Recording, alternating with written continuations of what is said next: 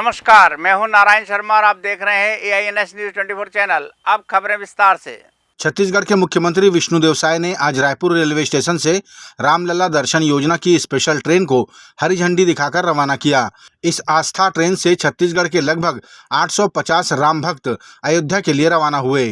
सभी श्रद्धालुओं ने मुख्यमंत्री और छत्तीसगढ़ सरकार के प्रति आभार व्यक्त किया। बता दें कि ट्रेन में श्रद्धालुओं के लिए नाश्ता और भोजन की भी व्यवस्था सरकार द्वारा की गई है। मुख्यमंत्री विष्णुदेव साय ने खुशी व्यक्त करते हुए कहा कि मोदी जी की गारंटी एक के बाद एक हमारी सरकार पूरा कर रही है। उन्होंने कहा कि जनता ने हम पर विश्वास किया है, हम उस विश्वास पर खरा उतरेंगे।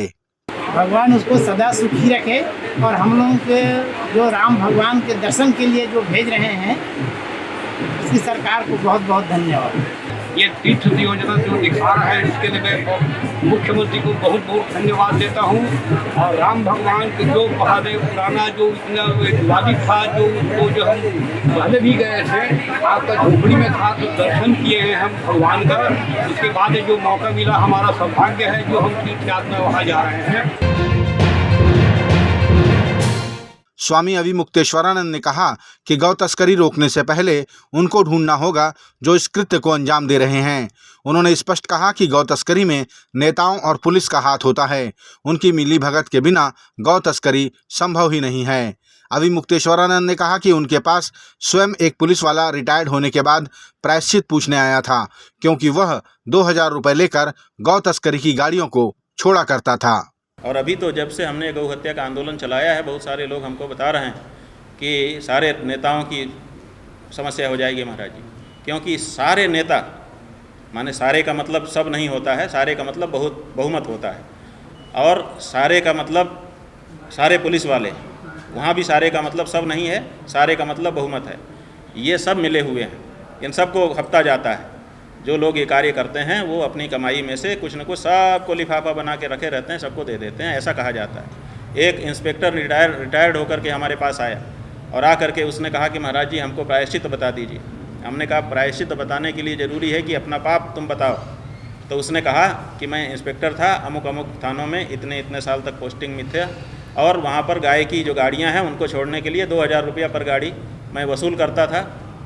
वो बड़ा पाप मुझसे हुआ है। मुझे इस बात की ग्लानि है कि गौ हत्या में मैं भी सहयोगी बना।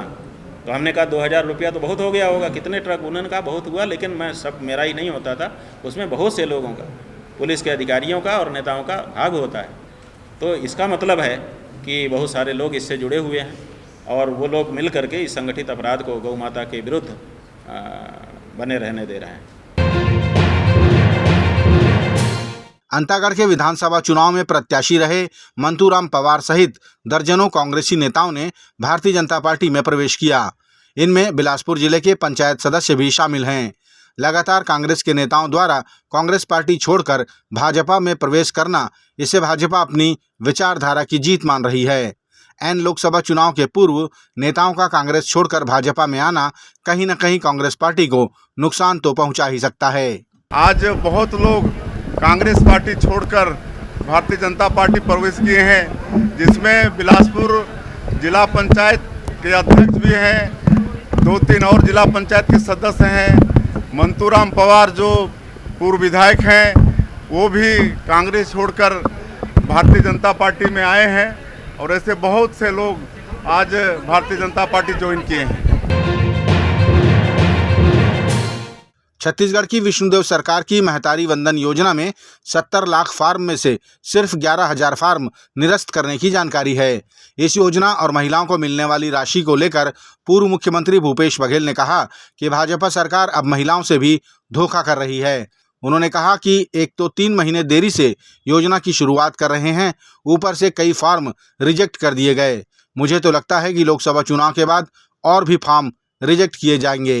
70 लाख ही क्यों भाई, 3 करोड़ जनसंख्या है और उसमें आधे जनसंख्या महिलाओं की है। यदि 50 लाख महिला भी मान लें कि वो शादीशुदा नहीं हैं या फिर अविवाहित हैं, तो 1 करोड़ महिलाएं होती है। भाषण के समय तो बोले थे भूपेश बघेल की पत्नी की भी देंगे, रमन सिंह की पत्नी को देंगे, ये भाषण उन्होंने दिया था। अब क्या हो गया, अब क्यों नहीं दे रहे हैं? और फॉर्म भराने की क्या ज़रूरत है, लिस्ट ले और जारी करे। अब तो धक्का खा रहे हैं, फॉर्म भरने के लिए इतना धक्का खाए, कभी राशन कार्ड लाओ, कभी आधार कार्ड लाओ, कभी पैन कार्ड लाओ, तो कभी ये लाओ, कभी वो लाओ, इतनी परेशानियां हुई थी। अब उसके बाद लोकसभा चुनाव के बाद देखना, सत्यापन के नाम से सारे आधे से अधिक नंबर महिलाओं का नाम कट जाएगा। भारतीय जनता पार्टी ने लोकसभा चुनाव के लिए छत्तीसगढ़ की सभी 11 सीटों के लिए अपने उम्मीदवारों के नाम तय कर लिए हैं।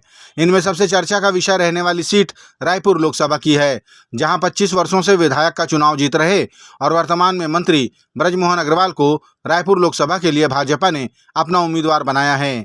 नाम फाइनल होने के बाद ब्रजमोहन अग्रवाल ने कहा कि पार्टी ने अगर उन पर विश्वास किया है तो उन्हें स्वीकार है और वे भी पार्टी के निर्णय पर खरा उतरने की पूरी कोशिश करेंगे। देखिए, पार्टी का जो भी निर्णय होता है वो हम सब एक कार्यकर्ता होने के नाते हम सबको सिरोधार्य होता है, और पार्टी ने जो निर्णय लिया है वो निश्चित रूप से सोच समझकर लिया है और पार्टी के निर्णयों पर हम खरे उतरने की कोशिश करेंगे। छत्तीसगढ़ के प्रयागराज राजिम त्रिवेणी संगम में चल रहे राजिम कुंभ कल्प मेले में सोमवार को मुख्यमंत्री विष्णुदेव साय, शिव महापुराण कथावाचक पंडित प्रदीप मिश्रा समेत साधु संतों ने कुलेश्वर महादेव की पूजा अर्चना की और गंगा आरती में शामिल हुए। मुख्यमंत्री विष्णुदेव साय ने कहा कि राजिम कुंभ की शुरुआत तत्कालीन मुख्यमंत्री डॉक्टर रमन सिंह के कार्यकाल में हुई थी। विगत 5 सालों में इसका स्वरूप बिगाड़ दिया गया था, लेकिन कुलेश्वर महादेव की कृपा से फिर एक बार राजिम कुंभ 10 गुना अधिक भव्यता के साथ आयोजित हो रहा है। राजधानी रायपुर में आयोजित हुए 2 दिवसीय छत्तीसगढ़ क्लाइमेट चेंज कॉन्क्लेव का शुभारंभ प्रदेश के मुख्यमंत्री विष्णुदेव साय ने किया। मुख्यमंत्री ने कॉन्क्लेव को संबोधित करते हुए पर्यावरण के गिरते स्तर पर चिंता व्यक्त की और कहा कि इस वैश्विक समस्या के समाधान के लिए हम सब मिलकर प्रयास करेंगे तो जरूर सफल होंगे। मुख्यमंत्री ने अपील भी की कि प्रकृति से छेड़छाड़ नहीं करें, तभी हम असंतुलन से बन रही विसंगति को दूर कर पाएंगे। इस मौके पर वन एवं जलवायु परिवर्तन मंत्री केदार कश्यप भी उपस्थित थे। छत्तीसगढ़ में भारतीय जनता पार्टी द्वारा सरगुजा से चिंतामणि महाराज को प्रत्याशी बनाए जाने पर कांग्रेस ने पुरानी कहानी याद दिलाई। प्रदेश कांग्रेस संचार विभाग के सुशील आनंद शुक्ला ने बताया कि चिंतामणि महाराज पहले ईडी की रडार में थे, वे दोषी बताए जा रहे थे, लेकिन अब वे पाक साफ हो गए हैं और भाजपा के लिए चुनाव लड़ रहे हैं। शुक्ला ने कहा कि चिंतामणि महाराज पहले कांग्रेस में थे, लेकिन किसी कारणवश भाजपा ज्वाइन कर लिए। इसका मतलब जो भाजपा में प्रवेश करेगा वो पाक साफ हो जाएगा। और जैसे ही चिंतामणि महाराज जो भारतीय जनता पार्टी के द्वारा कल घोषित जो इन्होंने उम्मीदवारों की सूची परसों घोषित की है, उसमें चिंतामणि महाराज सरगुजा से भारतीय जनता पार्टी के प्रत्याशी भी हैं। तो जो चिंतामणि महाराज ईडी के पत्र में, ईडी के विवेचना में 5 लाख रुपए के आरोपी थे, जिस पत्र के आधार पर 35 लोगों के खिलाफ एसीबी मुकदमा दर्ज करती है, उन चिंतामणि को एसीबी ने क्यों बख्शा, एक बड़ा सवाल खड़ा होता है। भारतीय जनता पार्टी में शामिल होते ही यदि यह कोयला घोटाला हुआ है, जैसा कि ईडी ने दावा किया है, एसीबी ने एफआईआर दर्ज किया है, तो उसके बाद सवाल खड़ा होता है कि क्या चिंतामणि महाराज को सिर्फ इसलिए बख्श दिया गया जो भारतीय जनता पार्टी में शामिल हो गए? भाजपा में शामिल होते ही उनके सारे पाप धुल गए। ये थे आज के प्रमुख समाचार। आप देख रहे थे हमारा लोकप्रिय यूट्यूब चैनल AINS न्यूज़ 24। अब हमें इजाज़त दीजिए। कल तक रोजाना की ताज़ा खबरों के लिए आप देखते रहिए हमारा लोकप्रिय यूट्यूब चैनल। हमारे यूट्यूब चैनल को लाइक, सब्सक्राइब और बेल आइकन का बटन दबाना ना भूलें। नमस्कार।